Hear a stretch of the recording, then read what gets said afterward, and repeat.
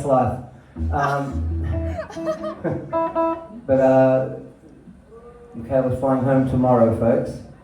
And we're going to do a song by one of Eric's favourite ever human beings and musicians, Uncle Pat McLaughlin. He's one of my favourites too. We actually had a live version of this that Eric sent to Uncle Pat. No. And Uncle Pat said, "Oh, that Kevin guy, he really ripped out a new one." What does that mean? Sang my ass off, I guess. Anyway, I'm thankful for that, and this is for Eric, mate. We love you.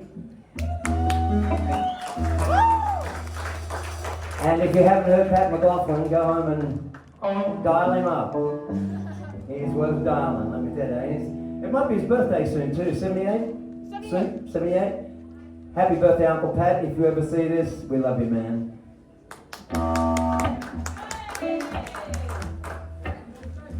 It's also for Mandy because there's a kind of like drowning in the milk.